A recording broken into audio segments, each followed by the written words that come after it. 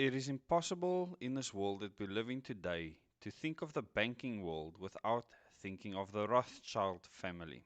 In my last video on the New World Order, I covered the life of Adam Weishaupt, the founder of the Bavarian Illuminati. One thing that is not commonly known is his association and subsequent funding by Meyer Amschel Rothschild, the founder of the Rothschild Dynasty. During this video, it will become clear to you how the association of Adam Weishaupt and Meyer Amschel Rothschild created great success for the ideology of the Bavarian Illuminati and the establishment of the programs necessary to begin the path towards a new world order and a one world government. Meyer Amschel Rothschild was born on the 23rd of February 1744. He was born in the free imperial city of Frankfurt, the Holy Roman Empire. He lived to the age of 68 and died on the 19th of September 1812. Amschel Rothschild had 9 children, 4 daughters and 5 sons. These sons would later go on to establish an unrivaled banking dynasty that would control the banking systems throughout the rest of the world. His children were Schonke Jeanette Rothschild, Amschel Meyer von Rothschild, Solomon Meyer von Rothschild, Nathan Meyer von Rothschild, Isabella Rothschild, Babette Rothschild, Karl Meyer von Rothschild, Julie Rothschild, Henriette Rothschild, and James Meyer the Rothschild. The mention of these names will not go in vain, as I will explain the intricate association with many of the influential and important families in the world up until today. Meyer Rothschild was best known as a German Jewish banker and the founder of the Rothschild banking dynasty. It was not called a dynasty for no reason. Now that the pleasantries are over, I would like to take a much closer look at this family under a magnifying glass. Meyer's actual birth name was Meyer Amschel Bauer, the son of Moses Amschel Bauer, a moneylender and the proprietor of a counting house. Meyer was a court Jew to the Landgraves of Hesse-Kassel in the Free City of Frankfurt and was the first known prominent banker in the family. Moses Amschel Bauer, his father, placed a red sign above the entrance door to his counting house. This sign is a red hexagram, which geometrically and obviously numerically translate into the number 666, which under the Rothschild instructions will end up on the Israeli flag some 2 centuries later. Seeing that Meyer's father worked in a counting house, he grew a liking towards banking and banking systems, and especially money. During the decade from the 1760s, Meyer Amschel Bauer works for a bank owned by the Oppenheimers. I hope that surname sounds familiar. This bank operated in Hanover, Germany. He was highly successful and soon became a junior partner. Well, while he was working at the bank, he became acquainted with General von Estorff. Following his father's death, Bauer returns to Frankfurt. This is now Amschel Meyer Rothschild, but remember, he was actually Bauer. He returns to Frankfurt to take over his father's business. Bauer recognizes the significance of the red hexagram and changes his name from Bauer to Rothschild. The Rothschild name refers to the red hexagram or sign signifying 666 hanging over the entrance door, with Roth being German for red, Schild is German for sign, so the red sign or Rothschild. Now Meyer Amschel Rothschild discovers that General von Estorff is now attached to the court of Prince William the Ninth of Hesse-Hanau, one of the richest royal houses in Europe, which gained its wealth by the hiring out of Hessian soldiers to foreign countries for vast profits. This practice practically still happens today by peacekeeping troops being shipped throughout the world. Remember that peacekeeping is all but the purpose of these troops. He makes the general's reacquaintance on the pretext of selling him valuable coins and trinkets at discounted prices. As per his plans, his acquaintance with the general soon paid off, and he was subsequently introduced to Prince William himself, who is more than pleased with the discounted prices that Amschel was charging for his rare coins and trinkets. And Rothschild offered him a bonus for any other business that the prince can direct his way. This concept of bonuses for business would soon turn the Rothschild dynasty into one of the most powerful families in the world. Rothschild very soon became close associates with Prince William and ends up doing business with him and other members of the court. During this time, he very soon discovered that loaning money to governments and to royal families is much more profitable than loaning to individuals, because the loans could be much bigger and are secured by the nation's taxes. This concept is key to all future transactions that the Rothschilds would do. They knew that no matter what, they would always get their money back, as the people themselves were paying for those loans. And I want you to please remember this with regards to all the loans that our government is currently making, especially the loans that Cyril Ramaphosa has asked for. In 1769, Meyer Amschel Rothschild makes a very big breakthrough. He is given permission by Prince William to hang a sign on the front of his business premises, where he could declare that he is M.A. Rothschild by appointment court factor to His Serene Highness Prince William of Hanau. In 1770, the plot starts to thicken. Meyer Amschel Rothschild draws up plans for the creation of the Illuminati, and he entrusts his good friend that I did the previous video on, Adam Weishaupt, who was outwardly a Roman Catholic, with its organization and development. Remember that Adam Weishaupt was actually born a Jew. In 1776, Adam Weishaupt officially completes his assignment in organizing the Bavarian Illuminati on the 1st of May of that year.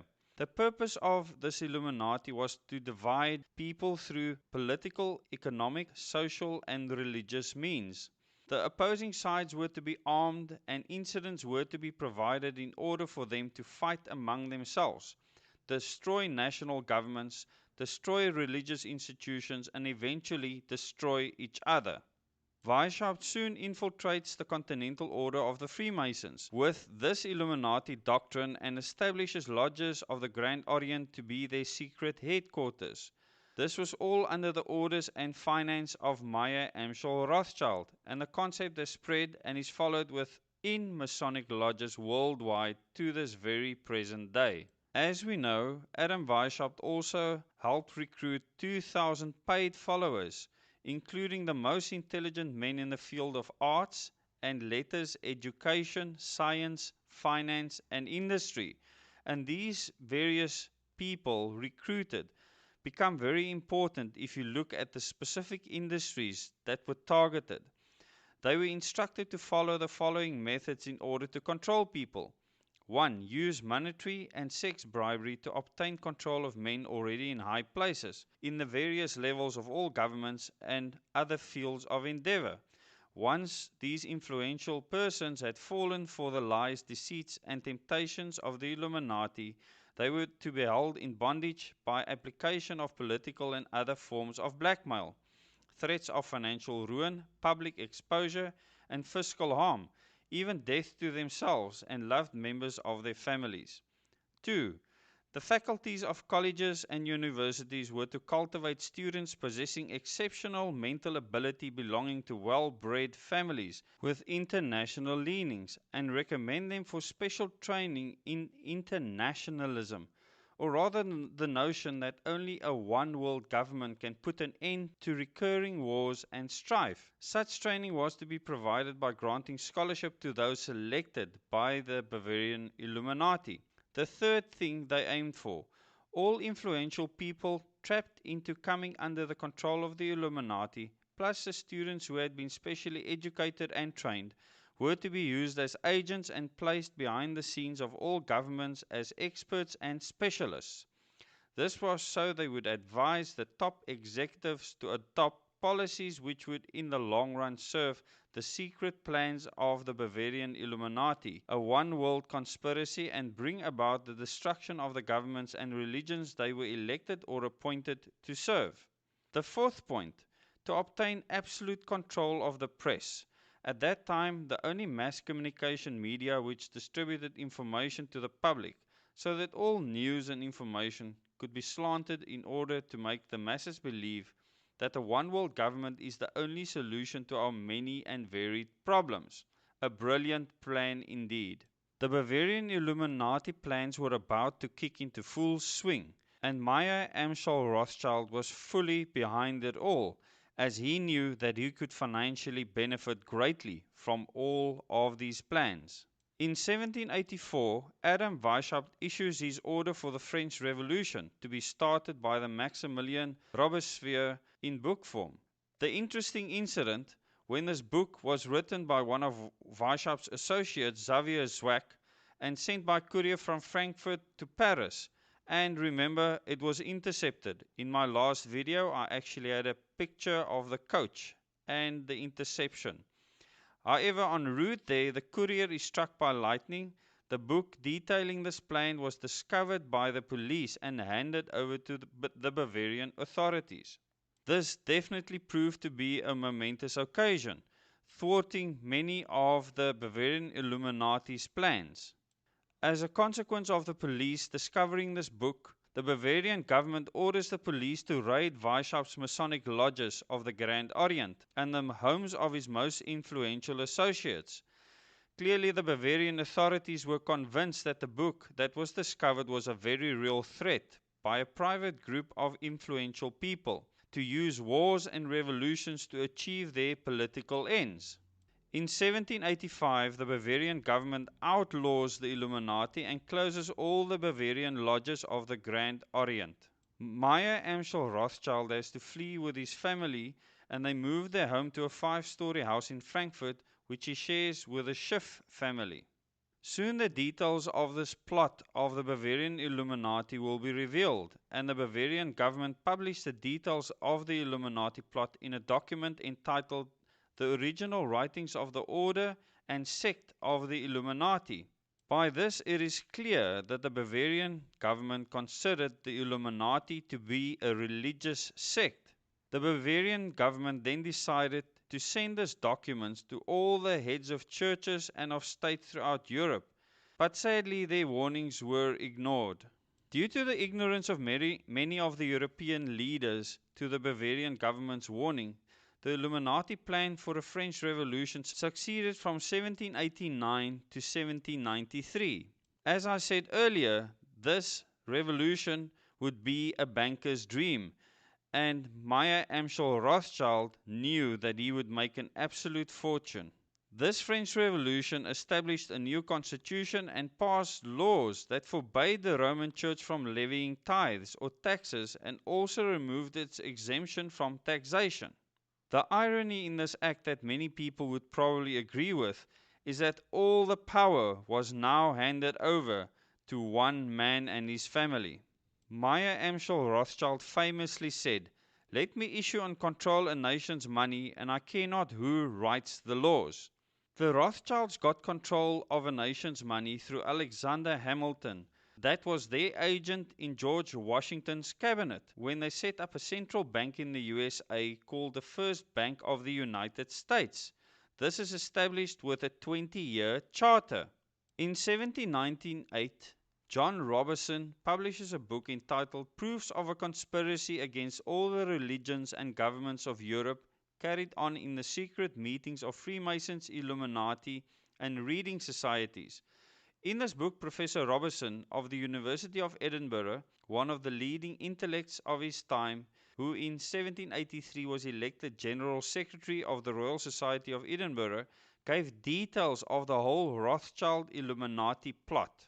He advised how he had been a high-degree Mason in the Scottish Rite of Freemasonry and had been invited by Adam Weishaupt to Europe, where he had been given a revised copy of Weishaupt's Conspiracy. However, although he pretended to go along with it, Professor Robertson did not agree with it, and therefore published his aforementioned book. The book included details of the Bavarian government's investigation into the Illuminati and the French Revolution. That same year, on July the 19th, David Papin, president of Harvard University, lectured the graduating class on the influence Illuminism was having on American politics and religion. At this stage, I want to ask you to please watch the first video I did on the New World Order and Adam Weishaupt. Please subscribe to this channel and click the bell icon so that you can get notifications on new videos. In the first video, I cover in detail the concept of Illuminism. So if you don't have a proper understanding, this video will perfectly explain the concept to you.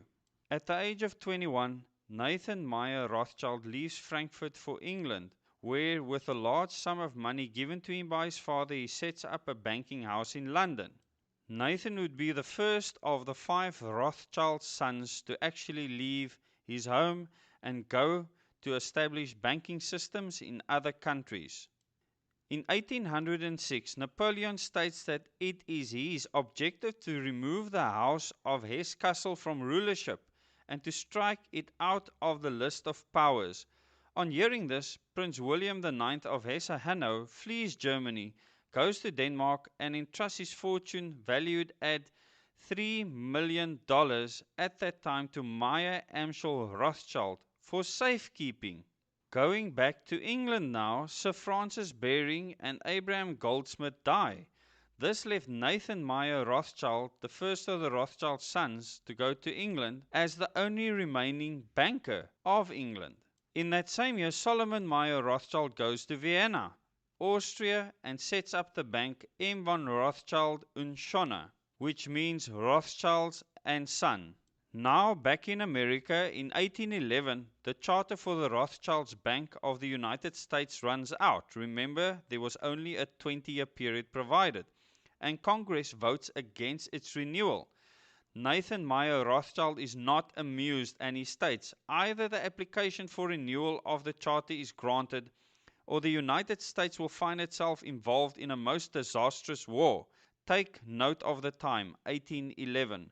However, the United States stands firm and the charter is not renewed, which causes Nathan Meyer Rothschild to issue another threat. Teach those impudent Americans a lesson. Bring them back to colonial status. In 1812, backed by Rothschild's money and Nathan Meyer Rothschild's orders, the British declare war on the United States. The Rothschilds' plan was to cause the United States to build up such a debt in fighting this war that they would have to surrender to the Rothschilds and allow the charter for the Rothschild-owned First Bank of the United States to be renewed. In the end, many people died just for money. Rothschild's money. When Meyer Amschel Rothschild dies in 1812, in his will he laid out a specific law and other laws that the House of Rothschild were to follow. All key positions in the family business were only to be held by family members. Only male members of the family were allowed to participate in the family business.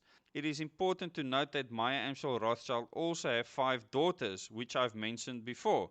So today the spread of the Rothschild dynasty without the Rothschild's name is far and wide.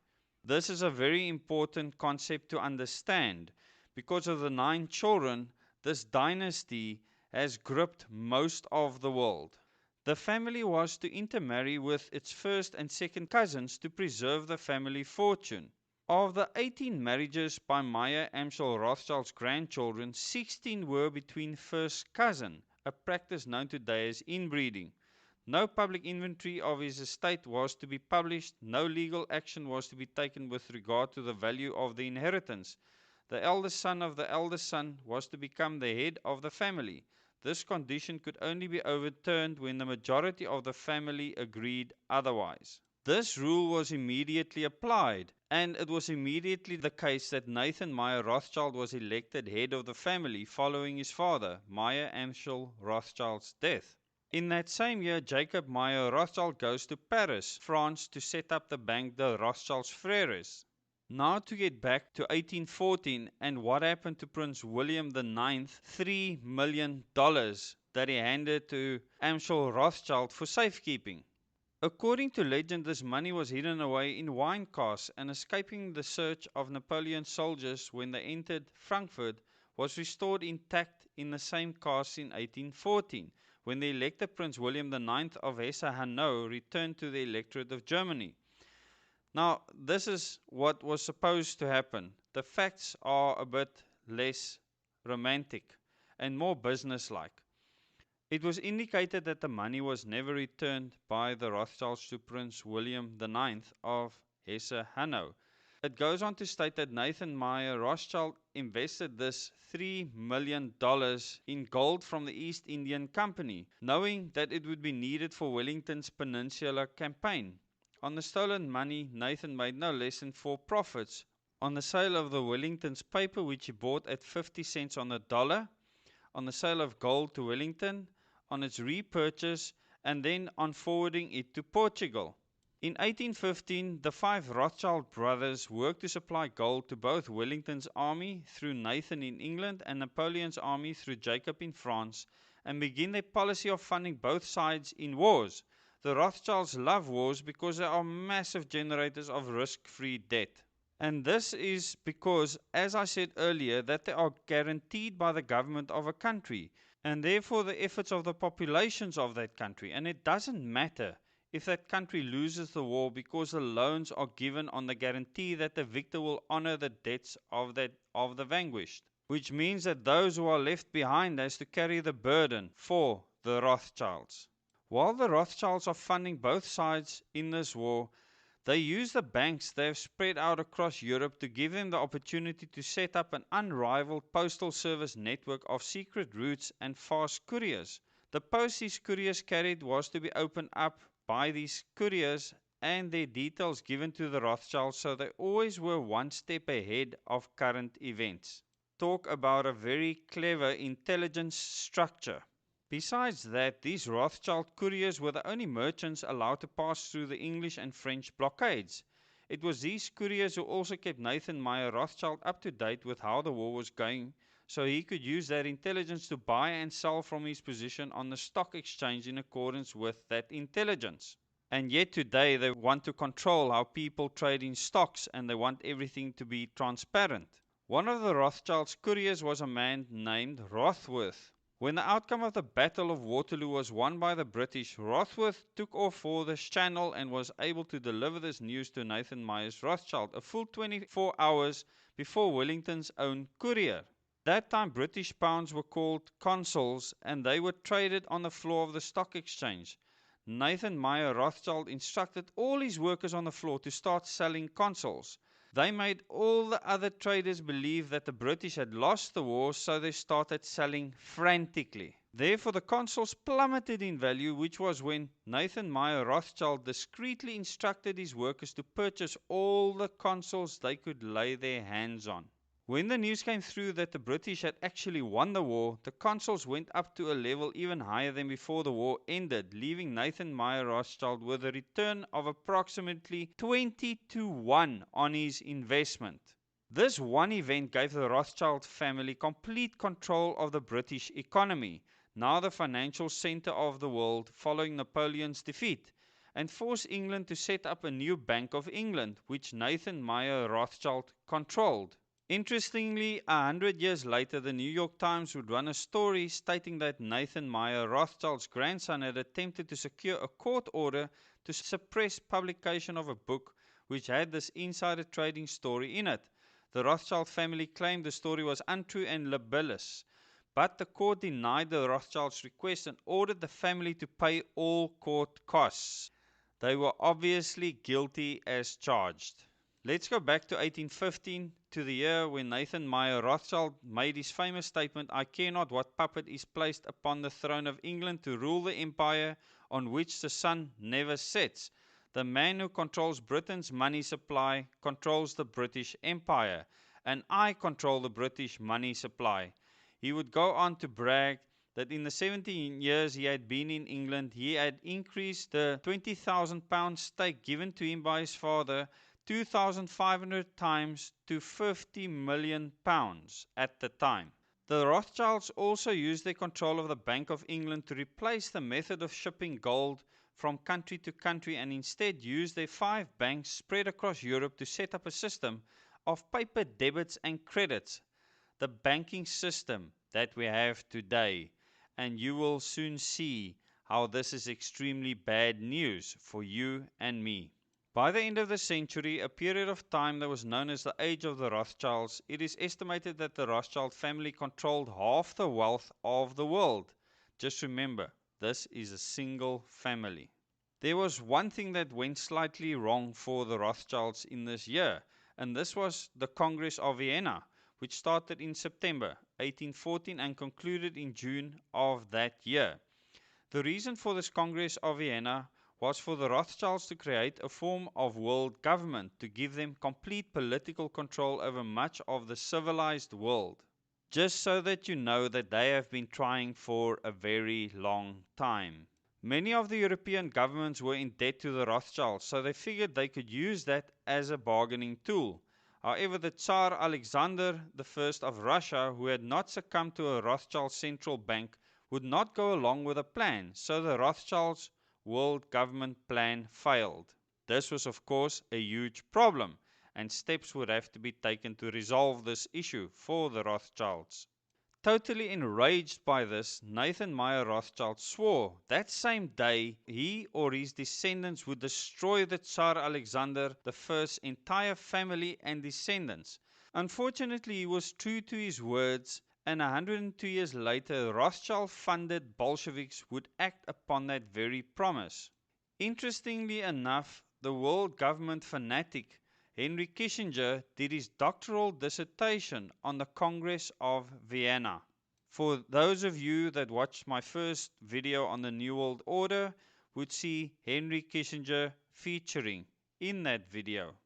In 1816, the American Congress passed a bill permitting yet another Rothschild-dominated central bank, which gives the Rothschild control of the American money supply again. This is called the Second Bank of the United States and is given a 20-year charter again.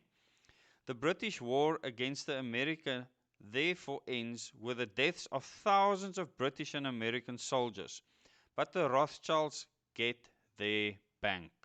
In 1818, following the French securing massive loans in 1817 in order to help rebuild after their disastrous defeat at Waterloo, the Rothschilds' agents bought vast amounts of French government bonds, causing their value to increase. On November 5th of that year, they dumped a whole lot on the open market, causing their value to plummet and France to go into a financial panic.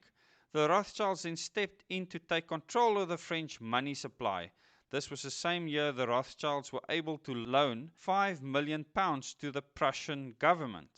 In the early 1800s in Germany, Jews were granted equal rights as citizens in the German provinces, causing the 1819 Hep riots as anti-Semitism boiled over towards the Rothschilds and several other Jewish families. The Rothschilds became known for their excessive interest rates. In 1821, Carl Mayer Rothschild was sent to Naples, Italy. He would end up doing a lot of business with the Vatican, and Pope Gregory XVI subsequently conferred upon him the Order of St. George. Also, whenever the Pope received Kalman, he would give him his hand rather than the customary toe to kiss, which showed the extent of Kalman's power over the Vatican. The Emperor of Austria in 1822 made the 5 Rothschild brothers barons. Nathan Meyer Rothschild, however, chose not to take up the title. In 1823, the Rothschilds take over the financial operations of the Catholic Church worldwide. I am sure that many of you did not know this.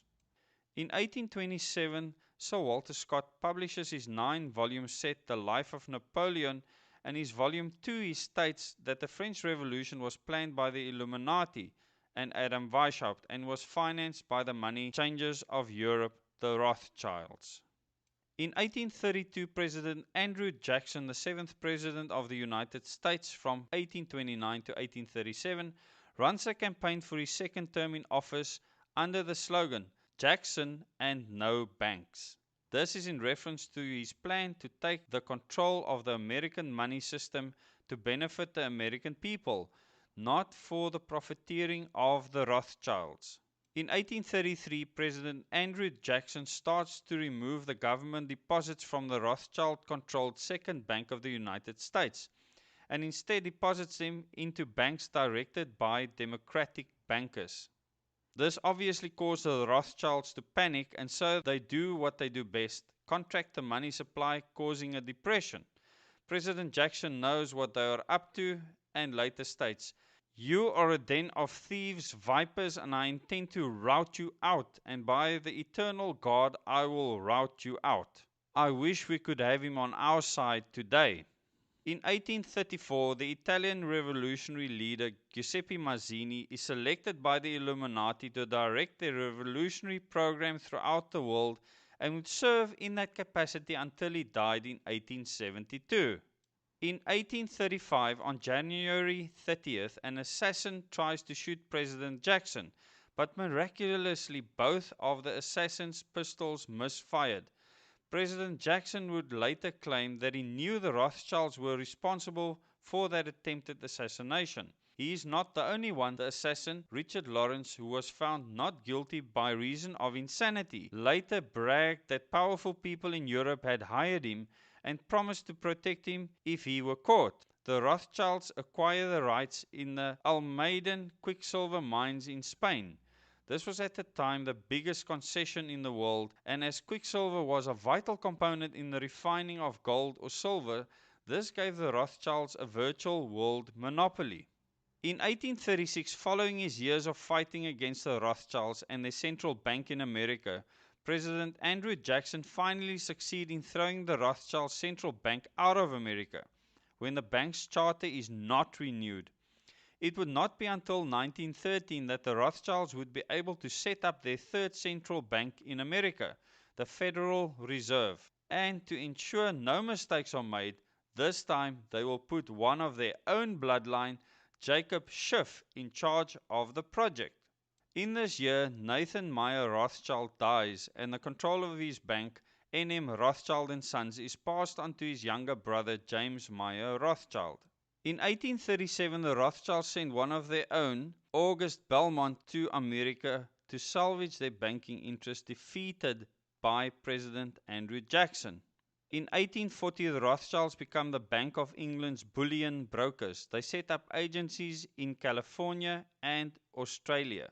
In 1841, President John Tyler, the 10th President of the United States from 1841 to 1845, vetoed the act to renew the charter for the Bank of the United States. He goes on to receive hundreds of letters threatening him with assassination. The poor guy. In 1844, Solomon Meyer Rothschild purchases the United Coal Mines of Witkovic, an Austro-Hungarian blast furnace company that would go on to be one of the top 10 global industrial concerns. Benjamin Disraeli, who would go on to become the British Prime Minister twice, published Coningsby, in which he characterized Nathan Meyer Rothschild as the Lord and Master of the money markets of the world, and of course virtually Lord and Master of everything else. He literally held the revenues of southern Italy in pawn, and monarchs and ministers of all countries courted his advice and were guided by his suggestions. The great American patriot, Andrew Jackson, the 7th President of the United States, then dies in 1845. Before his death, he asks what he regarded as his greatest achievement. He replies without hesitation, "I killed the bank." This is in reference to the fact he banished the Rothschild's Second Bank of the United States in 1836. In 1847, Lionel de Rothschild, now married to the daughter of his uncle Kalman Meyer de Rothschild, remember they all intermarried each other, is elected to the parliamentary seat for the city of London. A requirement for entering parliament was to take an oath in the true faith of a Christian. Lionel de Rothschild refused to do this as he was Jewish, and his seat in Parliament remained empty for 11 years until new oaths were allowed. He must have been an invaluable representative for his constituency, bearing in mind he could never vote on any bill as he never entered Parliament. I wonder how he managed to keep his parliamentary seat for 11 years. Just think about that, people. In 1848, Karl Marx publishes the Communist Manifesto. Interestingly, at the same time as he was working on this, Karl Ritter of Frankfurt University was writing the antithesis, which would form the basis for Friedrich Wilhelm Nietzsche's Nietzscheanism. This Nietzscheanism was later developed into fascism and then into Nazism, and was used to foment the First and Second World Wars. Mark Ritter and Nietzsche were all funded and under the instruction of the Rothschilds. The idea was that those who direct the overall conspiracy could use the differences in those two so-called ideologies to enable them to divide larger and larger factions of the human race into opposing camps so that they could be armed and then brainwashed into fighting and destroying each other, and particularly to destroy all political and religious institutions. The same plan put forward by Weishaupt in 1776. Please take note of this. This is a very important part of this video and key to the future of the world and the current state of South Africa. In 1849, Gutle Schnapper, Maya Amschel Rothschild's wife, dies. Before her death, she would nonchalantly say, "If my sons did not want wars, there would be none." In 1850, construction begins in that decade on the manor house of Mentmore in England and Ferrers in France. More Rothschild's manors will follow throughout the world, all of them filled with works of art. Jacob James Rothschild in France is said to be worth 600 million francs, which at the time was 150 million francs more than all the other bankers in France put together. In 1852, N.M. Rothschilds & Sons, the business originally started, begins refining gold and silver for the Royal Mint and the Bank of England and other international customers. In 1853, Nathaniel de Rothschild, the son-in-law of Jacob James Meyer Rothschild, purchases Chateau Braine Mouton, the Bordeaux vineyard in Mouton, and renames it Chateau Mouton Rothschild. Between 1854 and 1855, many of the people in the Rothschild dynasty passes on. Amschel Meyer Rothschild dies, Solomon Meyer Rothschild dies, and Karlman Karl Meyer Rothschild dies during this time. In 1858, Lionel de Rothschild finally takes his seat in Parliament, when the requirement to take an oath in the true faith of a Christian is broadened to include other oaths. He becomes the first Jewish member of the British Parliament. Think about that for a moment. In 1861, President Abraham Lincoln, the 16th President of the United States from 1816 till his assassination in 1865, approaches the big banks in New York to try to obtain loans to support the ongoing American Civil War. As these large banks were heavily under the influence of the Rothschilds, they offer him a deal they know he cannot accept. 24% to 36% interest on all monies loaned. Lincoln is very angry about this high level of interest, and so he prints his own debt-free money and informs the public that this is now legal tender for both public and private debts. By April of 1862, $449 million worth of Lincoln's debt-free money has been printed and distributed. He states of this, "We gave the people of this republic the greatest blessing they ever had, their own paper money to pay their own debts." That same year, the Times of London publishes a story containing the following statement: "If that mischievous financial policy which had its origin in the North American Republic should become enduring down to a fixture, then that government will furnish its own money without cost. It will pay off debts and be without a debt. It would have all the money necessary to carry on its commerce. It will become prosperous beyond precedent in the history of civilized governments of the world." The brains and the wealth of all countries will go to North America. That government must be destroyed or it will destroy every monarchy on the globe.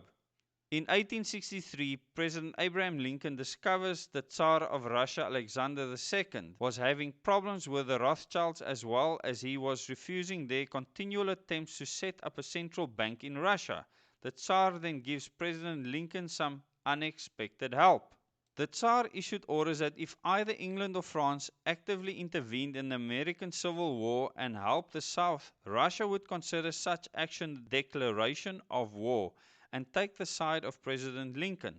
To show that he wasn't messing about, he sent part of his Pacific Fleet to port in San Francisco and another part to New York. The Rothschilds' banking house in Naples, Italy, CM de Rothschild in Figli, closes following the unification of Italy.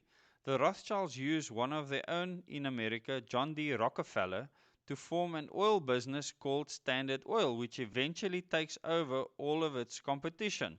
Here, the Rockefellers entered the fray.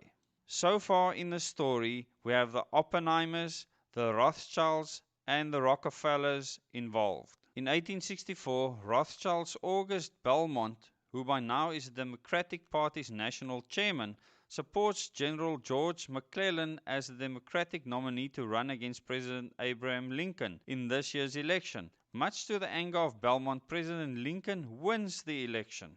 Following a brief training period in the Rothschilds' London bank, Jacob Schiff, a Rothschild born in a house in Frankfurt, arrives in America at the age of 18, with instructions and the finance necessary to buy into a banking house there. The purpose of this was to carry out the following tasks. 1. Gain control of America's money system through the establishment of a central bank. 2.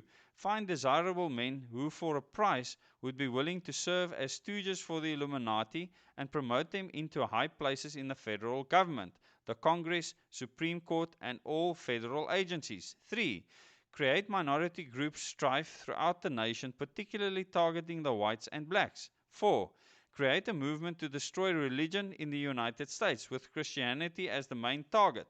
Nathaniel de Rothschild becomes Member of Parliament for Aylesbury in Buckinghamshire. In 1868, Jacob James Meyer Rothschild dies shortly after purchasing Chateau Lafite, one of the 4 great Premier Grand Cru estates of France. He is the last of the Meyer Amschel Rothschild sons to die.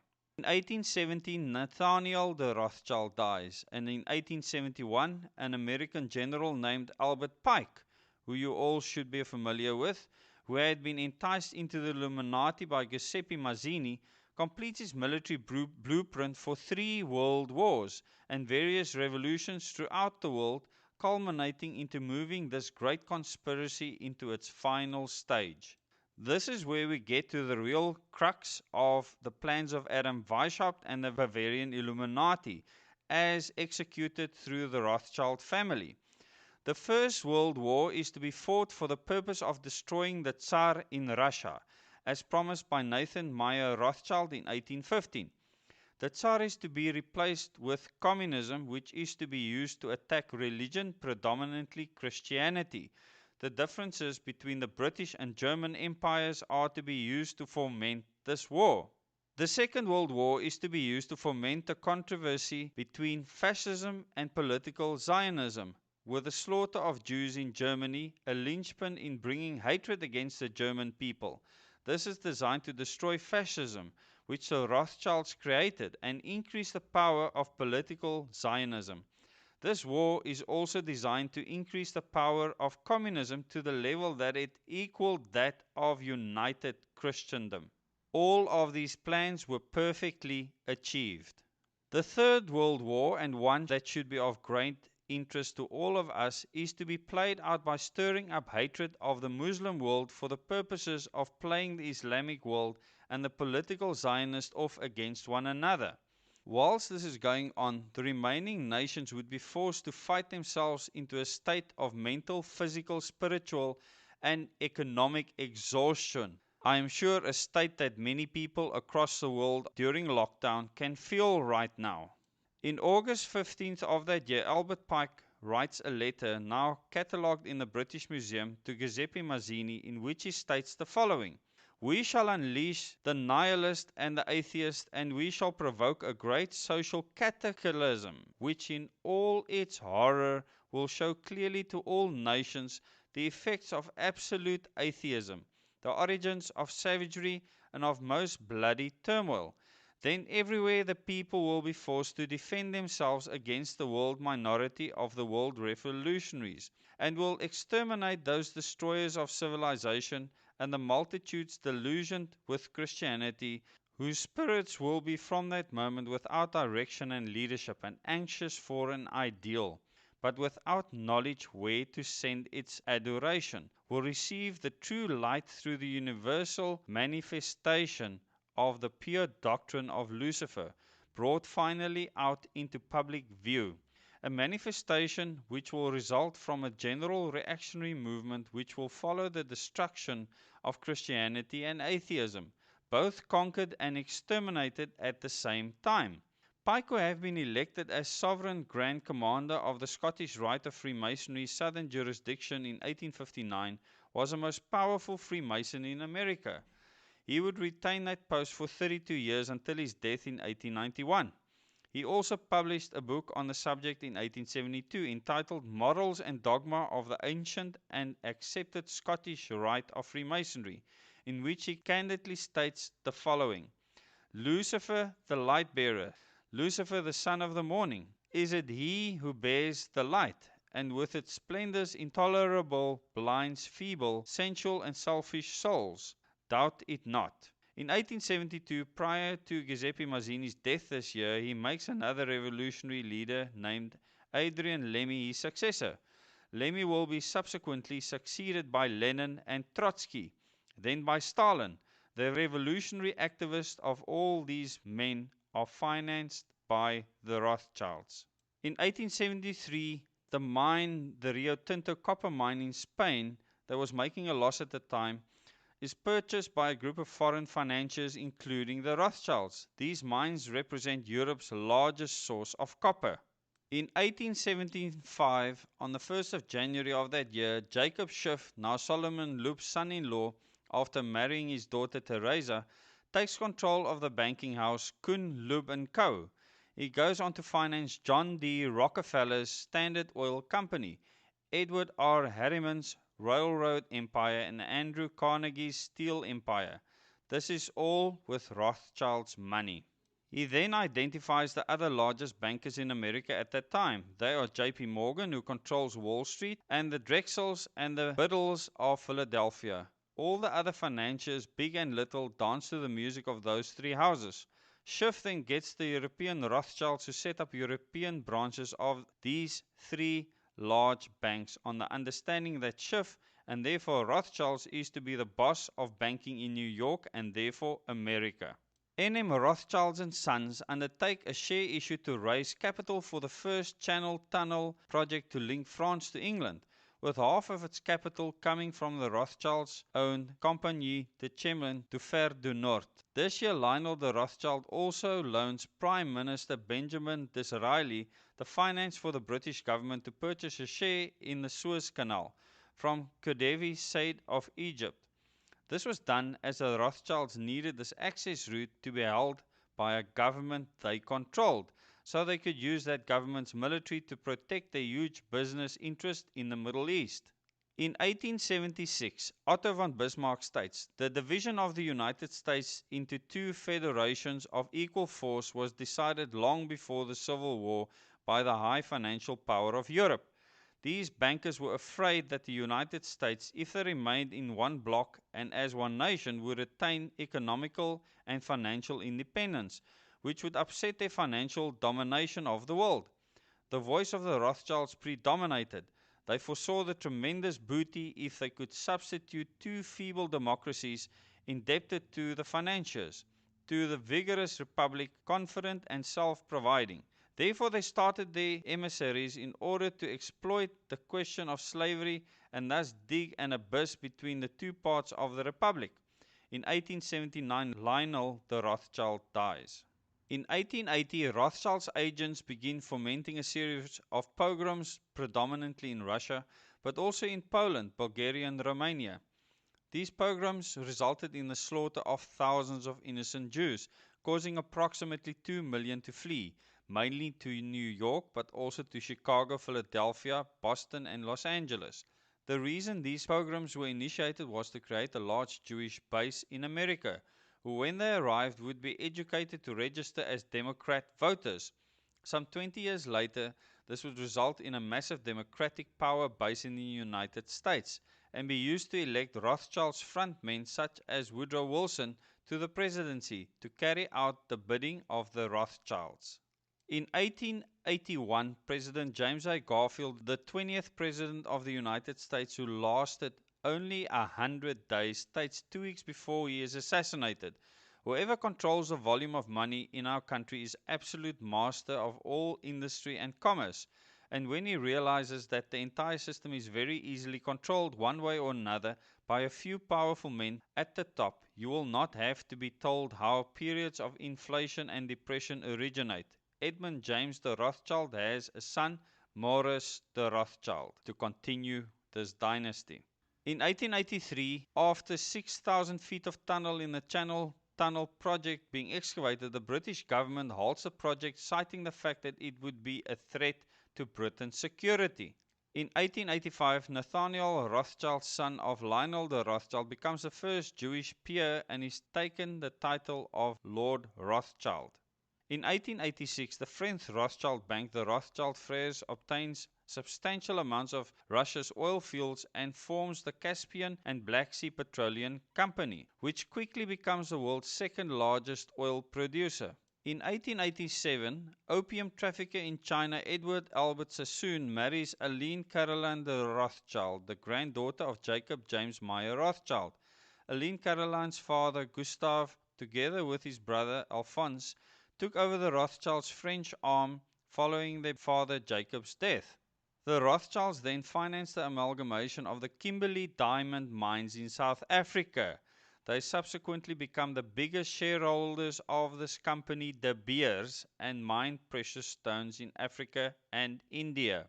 At this stage, I want to ask you to please subscribe to my channel, click the bell icon so that you can get notifications for new videos. I will still do videos specifically on the amalgamation of the Kimberley diamond mines and how the Rothschilds played a role in handing over that power to the Oppenheimers. In 1891, the British Labour leader makes the following statements on the subject of the Rothschilds. "This blood-sucking crew has been the cause of untold mischief and misery in Europe during the present century, and has piled up its prodigious wealth chiefly through fomenting wars between states which ought never to have quarrelled. Whenever there is trouble in Europe, wherever rumours of war circulate and men's minds are distraught with fear of change and calamity, you may be sure that a Rothschild is at his games somewhere near the region of the disturbance." Comments like this worry the Rothschilds, and towards the end of the 1800s they purchase Reuters news agency so they can have some control of the media. In 1895, Edmund James de Rothschild, the youngest son of Jacob James Meyer Rothschild, visits Palestine and subsequently supplies the funds to fund the first Jewish colonies there. This is to further their long-term objective of creating a Rothschild-owned country. In 1897, the Rothschilds found the Zionist Congress to promote Zionism, a political movement with the sole aim of moving all Jews into a singularly Jewish nation-state, and arranged its first meeting in Munich. However, due to extreme opposition from local Jews who are quite happy where they are, this meeting has to be moved to Basel, Switzerland, and takes place on the 29th of August. The meeting is chaired by Theodor Herzl, who would state in his diaries, "It is essential that the suffering of Jews become worse. This will assist in realization of our plans. I have an excellent idea. I shall induce anti-Semites to liquidate Jewish wealth. The anti-Semites will assist us thereby in that they will strengthen the persecution and oppression of Jews. The anti-Semites shall be our best friends." Herzl is subsequently elected president of the Zionist organization, which adopts the Rothschild's red hexagram or sign, as the Zionist flag, which 51 years later will end up as the flag of Israel. Edward Henry Harriman becomes a director of the Union Pacific Railroad and goes on to take control of the Southern Pacific Railroad. This is all financed by the Rothschilds. In 1901, the Jews from the colony set up in Palestine by Edmund James the Rothschild send a delegation to him which tells him, if you wish to save the Yishuv, the Jewish settlement, first take your hands from it, and for once permit the colonists to have the possibility of correcting for themselves what needs correcting. Edmund James the Rothschild is very angry about this and states, I created the Yishuv, I alone, therefore no men, neither colonists nor organizations have the right to interfere in my plans. The Rothschilds' banking house in Frankfurt, Germany, M.A. von Rothschild and Sons, closes as there is no male Rothschild heir to take it on. In 1905, a group of Rothschild-backed Zionist Jews led by George Apollonovich Gapon attempt to overthrow the Tsar in Russia in a communist coup. They fail and are forced to flee Russia only to be given refuge in Germany. The Jewish Encyclopedia states, it is a somewhat curious sequel to the attempt to set up a Catholic competitor to the Rothschilds that at the present time the latter are the guardians of the papal treasure. In 1906, the Rothschilds claimed that due to growing instability in the region and increasing competition from Rockefeller, the Rockefeller family are Rothschild descendants from a female bloodline, own Standard Oil. This is why they sell their Caspian and Black Sea Petroleum Company to Royal Dutch and Shell. This is another example of the Rothschilds trying to hide their true wealth. In 1907, Rothschild's Jacob Schiff, the head of Kuhn, Loeb & Co., in a speech to the New York Chamber of Commerce, warns that unless we have a central bank with adequate control of credit resources, this country is going to undergo the most severe and far-reaching money panic in its history. Suddenly, America finds itself in the middle of another typical run-of-the-mill Rothschild-engineered financial crisis, which ruins the lives of millions of innocent people throughout America and makes billions for the Rothschilds. In 1909, Jacob Schiff founds the National Advancement for the Association of the Colored People. This was done to incite black people into rioting, looting, and other forms of disorder in order to cause a rift between the black and white communities. Jewish historian Howard Shakar states the following in his book, A History of the Jews in America. In 1914, Professor Emeritus Joel Spingham of Columbia University became chairman of the NAACP and recruited for its board such Jewish leaders as Jacob Schiff, Jacob Bilukov, and Rabbi Stephen Wise. Other co-founders included Julius Rosenthal, Lillian Wald, and Rabbi Emil G. Hirsch. It was not until 1920 that the NAACP appointed its first black president, James Weldon Johnson. In 1911, in his book, Werner Sombart said the Jews and modern capitalism, stated that from 1820 on it was the age of the Rothschild, and concluded that there was only one power in Europe, and that is Rothschild.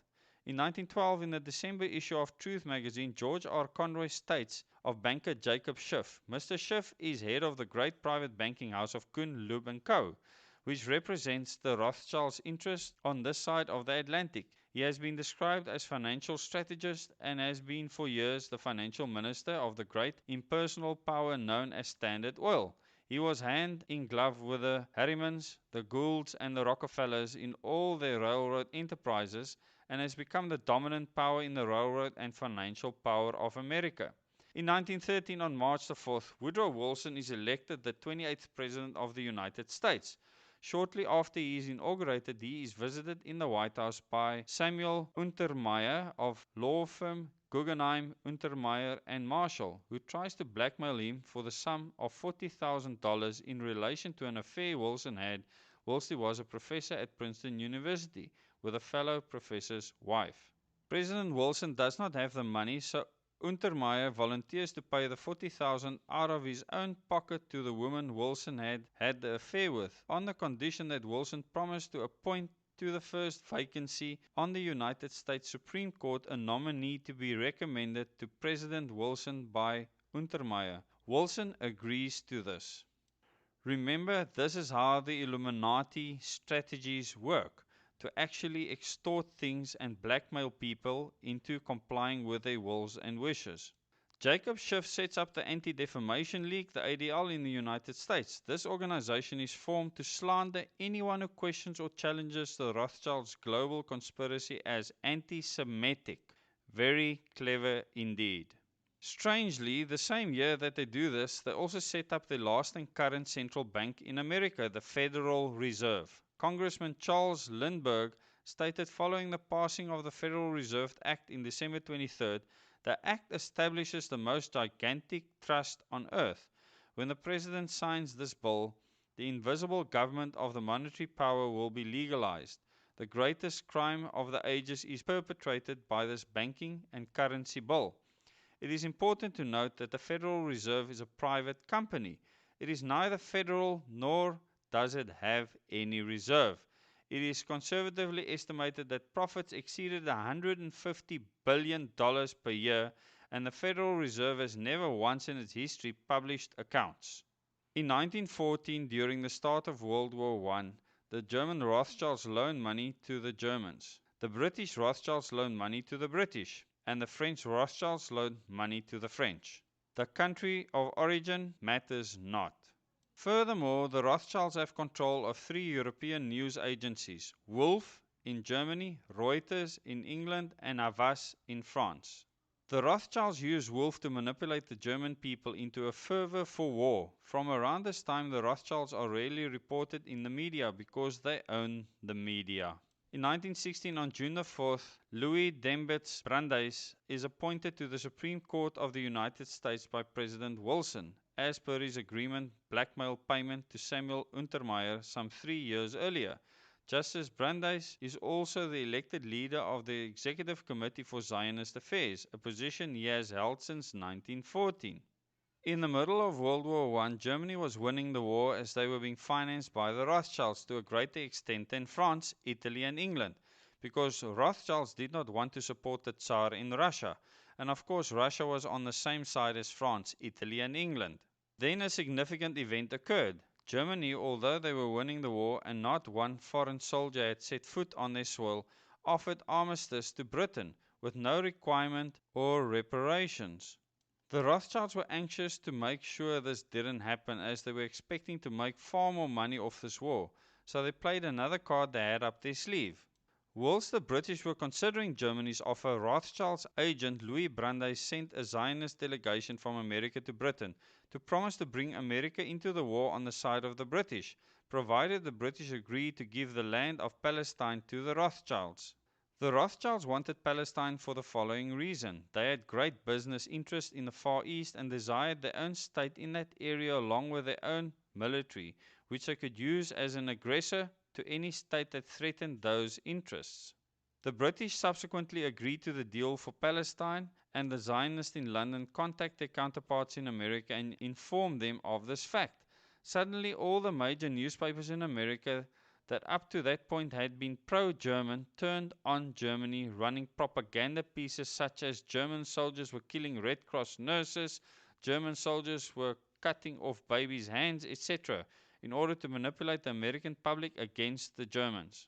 In that same year, President Woodrow Wilson ran a re-election campaign under the slogan, "Re-elect the man who will keep your sons out of war." On December 12th of that year, Germany and her allies offered peace terms to end the war.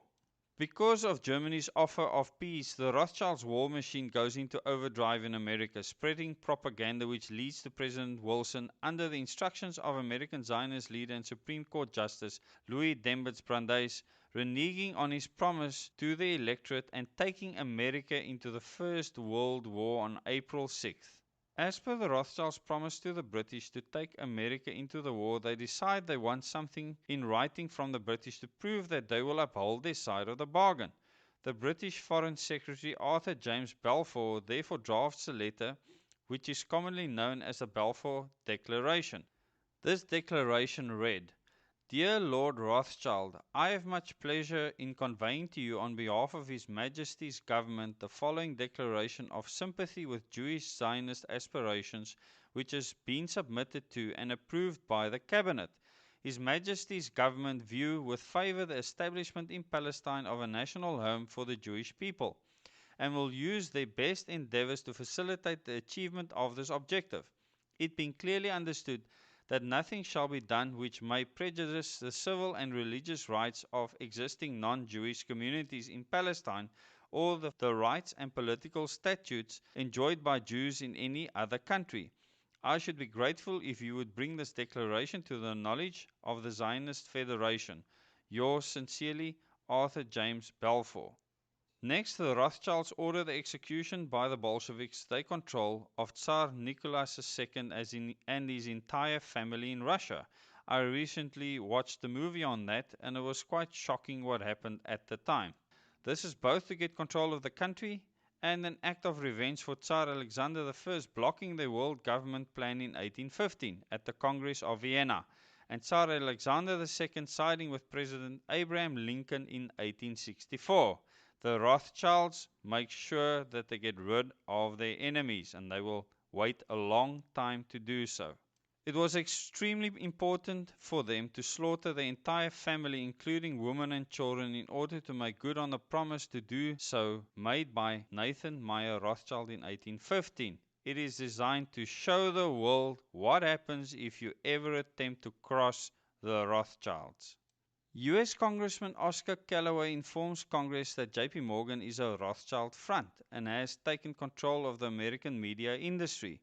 He states in March 1915 that J.P. Morgan interest, the steel shipbuilding and powder interest, and their subsidiary organizations got together 12 men high up in the newspaper world and employed them to select the most influential newspapers in the United States, and sufficient number of them to control generally the policy of the daily press. They found it was only necessary to purchase the control of 25 of the greatest papers.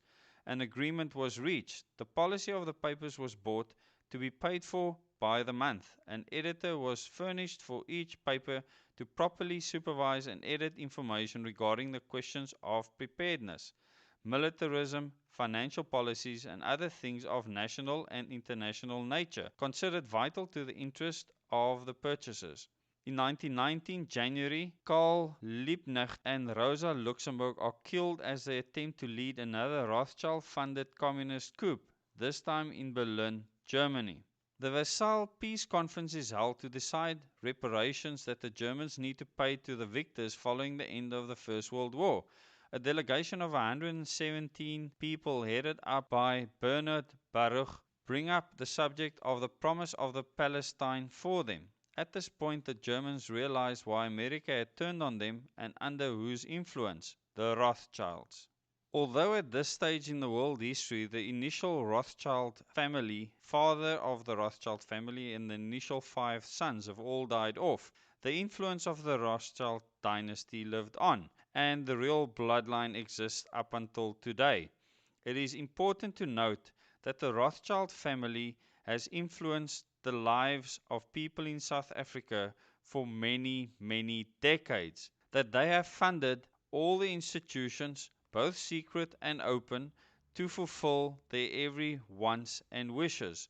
The only purpose of the money that the Rothschild family have made available for the Bavarian Illuminati ideals is to establish a new world order, a one world government with a one world leader, to take away all normal religions and establish a one world religion.